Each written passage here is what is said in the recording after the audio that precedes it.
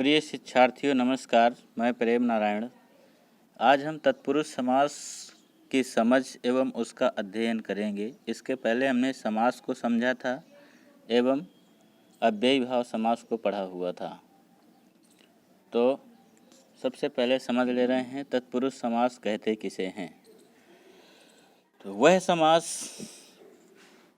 जिसका दूसरा पद प्रधान होता है, अर्थात विभक्ति के लिंग वचन दूसरे पद के अनुसार लगते हैं, तत्पुरुष समास कहलाते हैं।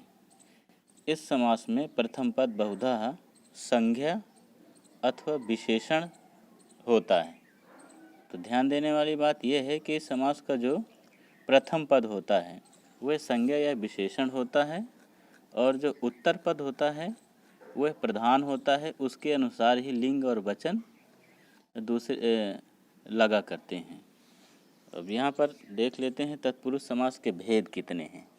तो तत्पुरुष समास के भेद में पहला भेद है, पहला है व्याधिकरण तत्पुरुष और दूसरा है समानाधिकरण तत्पुरुष समास। तो व्याधिकरण किसे कहते हैं? जिस समास के विग्रह करने में कर्ता एवं संबोधन कारकों को छोड़कर, किनको? कर्ता एवं संबोधन कारकों को छोड़कर शेष कारकों की विभक्तियां लगाई जाती हैं, उसे ही व्याधिकरण तत्पुरुष कहते हैं। और हिंदी में इसी समास को तत्पुरुष समास के नाम से जाना जाता है।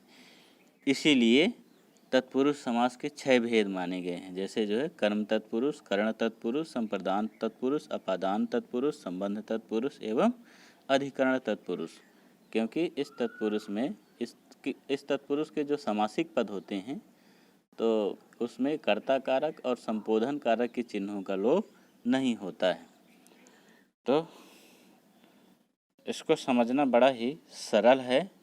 तो सबसे पहले हम कर्म तत्पुरुष को समझ ले रहे हैं कि कर्म तत्पुरुष कहते किसे हैं। जिस समास के समासिक पदों में कर्म कारक यानी द्वितीय विभक्ति के चिन्ह का लोप होता है। यहाँ पर समासिक पद ध्यान देने की बात है। समासिक पद या समस्त पद में कर्म कारक या द्वितीय विभक्ति के चिन्ह का लोप होता है और विग्रह करने पर द्वितीय विभक्ति का चिन्ह निकलता है, तो उसे ही कर्म तत्पुरुष कहते हैं।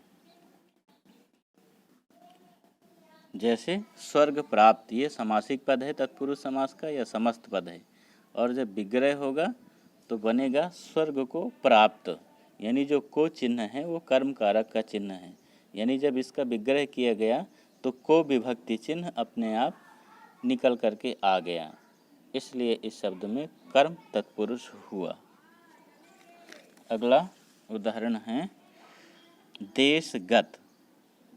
इसका तात्पर्य होगा देश को गया हुआ, यानी देश को गया हुआ इसका विग्रह होगा।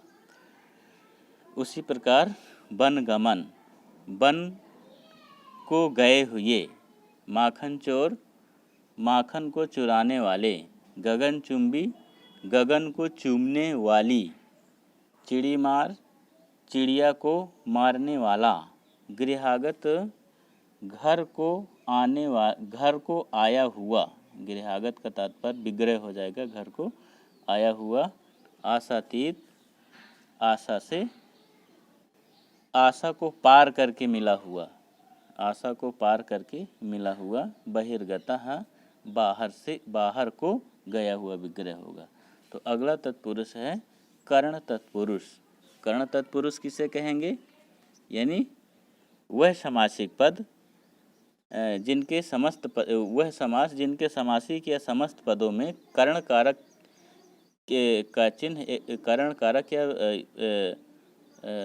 तृतीय विभक्ति के चिन्ह का लोप होता है, उसे ही कर्ण तत्पुरुष कहते हैं। जैसे ईश्वर दत्त, ईश्वर के द्वारा दिया हुआ, यहाँ पर के द्वारा भी कर्ण कारक का चिन्ह है। तो ईश्वर दत्त का जब विग्रह होगा तो ईश्वर के द्वारा दिया हुआ रूप बनेगा। तुलसीकृत, तुलसी के द्वारा किया हुआ या तुलसी के द्वारा रचित। शोकाकुल, शोक से आकुल या व्याकुल। मन चाहा, मन से चाही गई या चाहा गया, विग्रह होगा इसका। हस्तलिखित, हाथ से लिखा गया। मन माना, मन से माना गया। और भूख मरा, भूख से मरा हुआ। तो यहाँ पर समासिक पदों में कर्ण कारक के चिन्ह का लोप है, इसलिए कर्ण तत्पुरुष हुआ। अगला समास है संप्रदान तत्पुरुष। तो संप्रदान तत्पुरुष किसे कहते हैं? वह समास जिसके समस्त एवं समासिक पदों में कर्ण कारक या चतुर्थी विभक्ति के चिन्ह का लोप होता है। और चतुर्थी विभक्ति का चिन्ह क्या होता है? के लिए। और विग्रह करने पर के लिए शब्द निकलता है। तो यहाँ पर उदाहरण समझ ले रहे हैं। जैसे पहला हो गया सत्याग्रह, यानी सत्य के लिए आग्रह करना, विग्रह हो गया इसका। राह खर्च, राह के लिए खर्च। गुरु दक्षिणा, गुरु के लिए दक्षिणा या गुरु को दी जाने वाली दक्षिणा या गुरु के लिए दक्षिणा। अगला है हवन सामग्री, हवन के लिए सामग्री। युद्ध भूमि, युद्ध के लिए भूमि।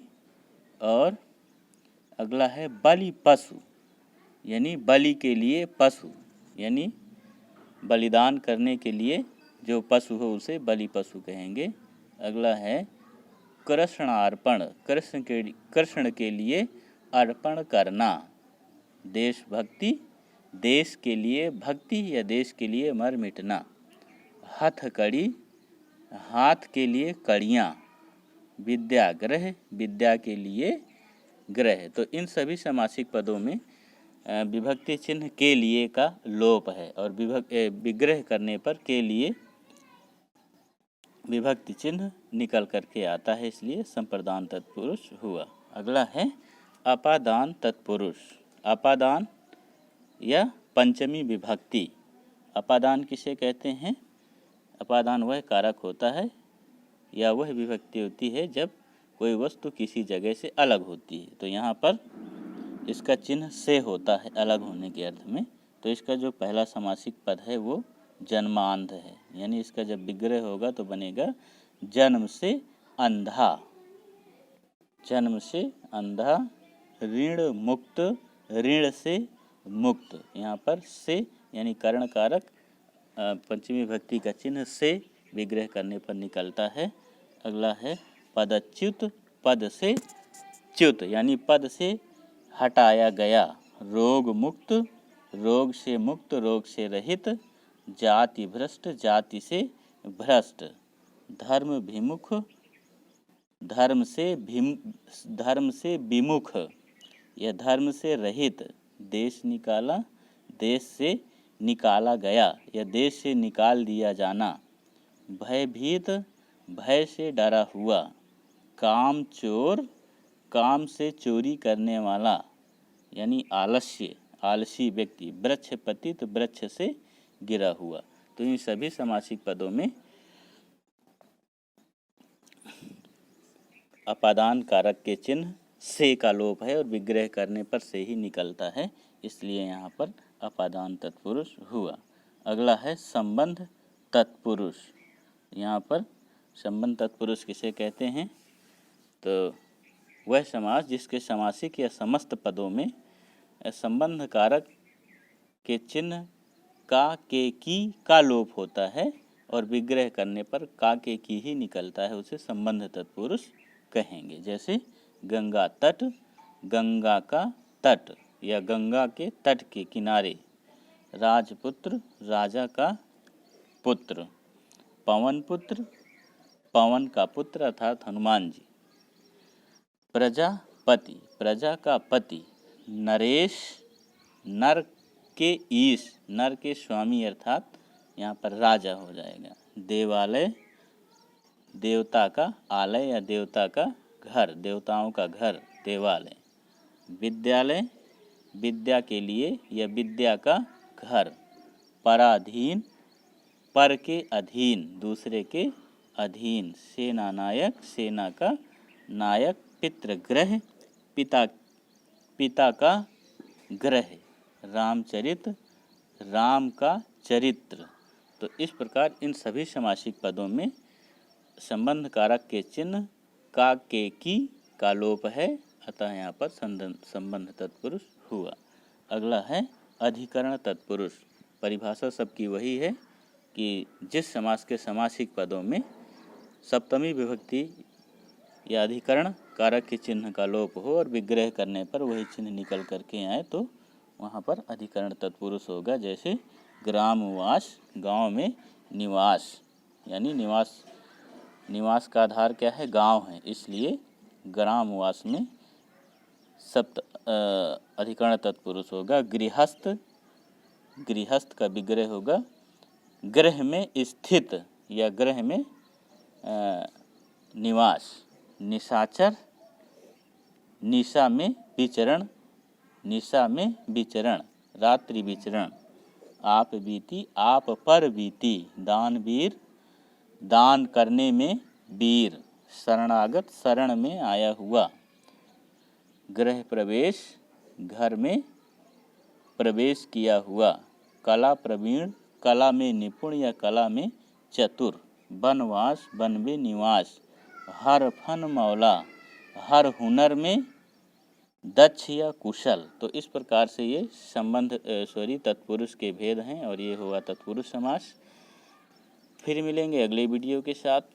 नमस्कार, धन्यवाद।